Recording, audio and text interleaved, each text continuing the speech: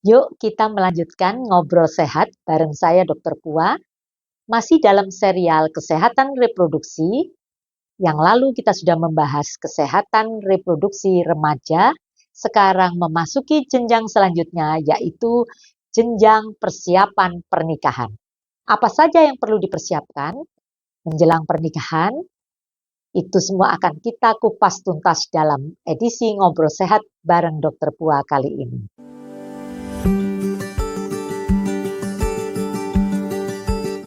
Ngobrol kita kali ini mengenai sesuatu yang mungkin agak jarang ya dibahas di channel-channel kesehatan dan juga dari para dokter yang mungkin sudah pernah berkonsultasi dengan Anda, yaitu mengenai apa?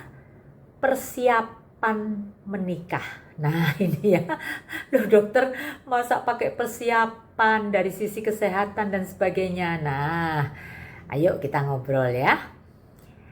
Kita tahu bahwa menikah itu merupakan sesuatu keputusan yang terpenting ya di dalam hidup kita. Karena itu menentukan kedepannya, menentukan generasi penerus yang akan dilahirkannya. Dan masih banyak hal-hal yang perlu dipersiapkan dengan baik. Nah, secara umum itu persiapan tentunya meliputi persiapan mental, persiapan fisik, persiapan finansial, ya kan? Loh dokter, maksudnya persiapan mental gimana? Nah, persiapan mental tentunya menyangkut apa? Emosi, komunikasi yang baik, memadukan perbedaan-perbedaan, karena kan dua orang yang berasal dari latar belakang yang berbeda, tingkat pendidikan berbeda, status sosial ekonomi berbeda, dan sebagainya. Itu termasuk di dalam persiapan mental. Kemudian nanti yang lebih panjang kita bahas di sini adalah persiapan fisik yang menyangkut persiapan kesehatan tentunya. Nah, mungkin ada yang bertanya, kenapa dokter ini yang paling penting? Karena persiapan pemeriksaan kesehatan sebelum menikah itu penting untuk apa? Deteksi dini penyakit. Kemudian juga mencegah penyakit menular. Ya toh, penyakit menular seksual itu pun bisa terdeteksi melalui pemeriksaan kesehatan sebelum menikah. Kemudian yang tidak kalah pentingnya, bahkan menurut saya ini yang paling penting adalah tujuan daripada pemeriksaan kesehatan ini untuk menurunkan resiko penyakit yang diturunkan atau penyakit genetik. Karena kita berharap nanti setelah menikah kan mempunyai anak yang sehat, cerdas ya toh, baik jasmani maupun rohani kan begitu. Oke. Nah, masih terusan daripada persiapan tadi sudah saya katakan di awal, ada mental, ada fisik, ada finansial. Kenapa finansial perlu? Perlu. Kita tidak boleh memaksakan, misalkan anggarannya terbatas, nggak perlu bikin pesta yang heboh sampai mengundang 1.000 orang. Yang penting kan menikah itu sah secara apa? Secara agama dan juga secara negara ya. Jadi menikah secara agama oke, tapi harus dicatatkan karena kita hidup di dalam suatu negara agar kita mempunyai legalitas hukum karena menyangkut nanti untuk apa? Kalau mempunyai anak dan sebagainya, mempunyai harta waris dan sebagainya ya, itu tidak kita bahas di sini ya. Oke, jadi sekali lagi finansial perlu ya.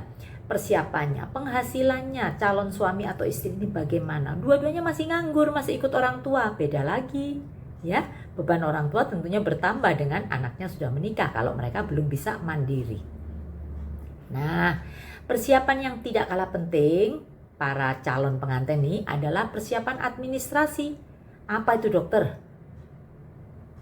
KTP, KK, akte lahir, itu semua diperlukan nanti untuk kita mencatatkan pernikahan ke negara.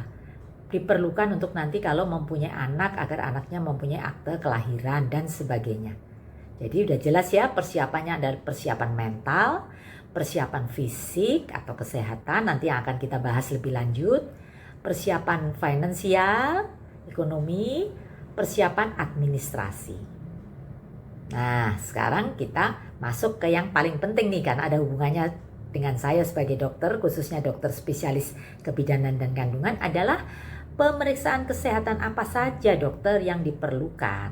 Nah, itu tentunya pemeriksaan fisik ya toh. Laboratorium nih ya. Bahkan Kementerian Kesehatan merekomendasikan ada 7 nih pemeriksaan laboratorium yang diperlukan. Banyak ya, iya memang. Yang pertama apa? Pemeriksaan darah. Kadar HB ya, untuk mendeteksi ada tidaknya anemia, penyakit darah, talasemia dan sebagainya. Itu pemeriksaan darah. Juga pemeriksaan apa? Golongan darah, termasuk golongan darah ABO dan resus ya. Pernah dengar ya, resus negatif, resus positif. Nanti dalam kesempatan ngobrol sehat berikutnya akan kita bahas lebih detail. Kemudian pemeriksaan hepatitis. Hepatitis B itu juga termasuk di dalam penyakit menular seksual. Pemeriksaan HIV AIDS ya. Waduh dokter, masa harusnya harus, karena kan namanya kepingin agar pernikahan itu sehat dan nantinya melahirkan generasi penerus juga yang sehat ya. Jadi yang ketiga hepatitis, yang keempat HIV, kemudian yang kelima TORCH, pernah dengar ya, toxoplasma, rubella, sitomegalo, herpes. Waduh dokter, itu mahal. Nah ini ya, kalau menyangkut mahal nanti ada tips dan triknya bagaimana mensiasati supaya nggak mahal ya. Oke, kemudian yang tidak kalah penting adalah pemeriksaan gula darah. Nah, kalau ada kencing manis beda lagi ya penata laksanaannya ya. Itu penting. Kemudian yang ketujuh, pemeriksaan kencing, urin ya. Adakah infeksi saluran kencing?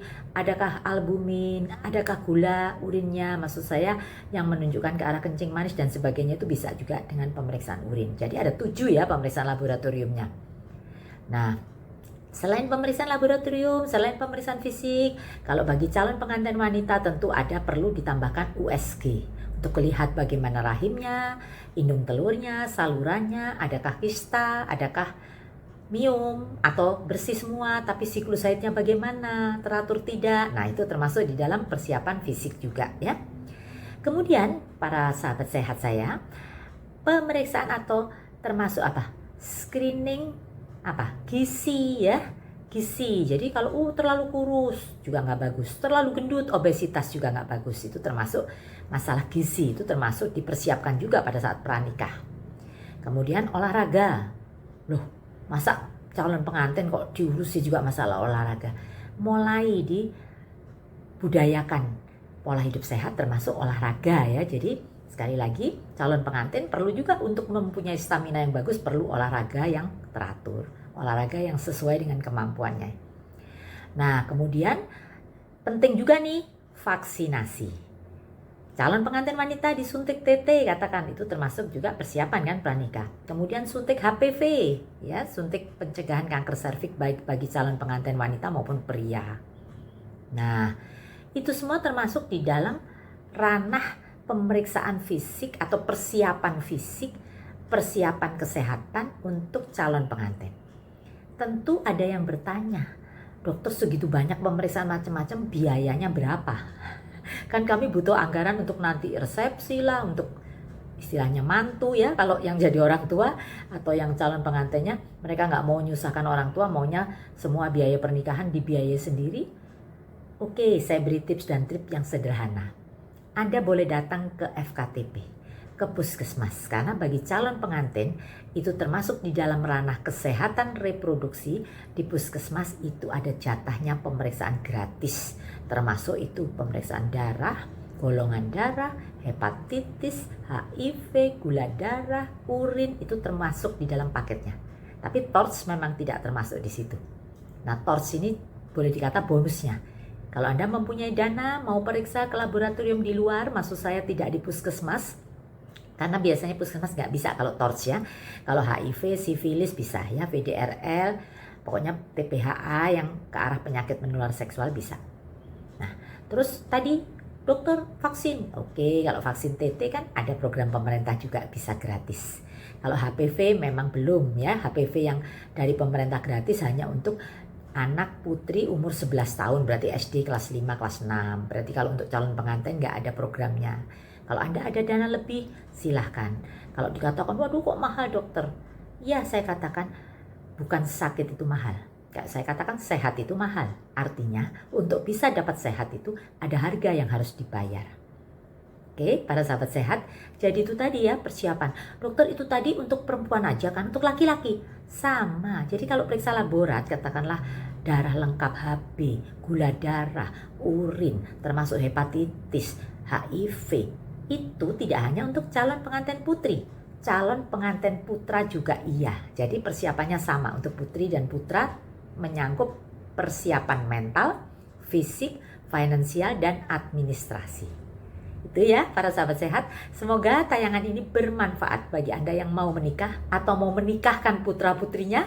Silahkan, kalau Anda rasa ada manfaatnya, silahkan like, komen, dan juga boleh share kepada siapapun yang memerlukan tayangan ini. Salam sehat, sampai jumpa dengan ngobrol sehat berikutnya bersama Dr. Buah.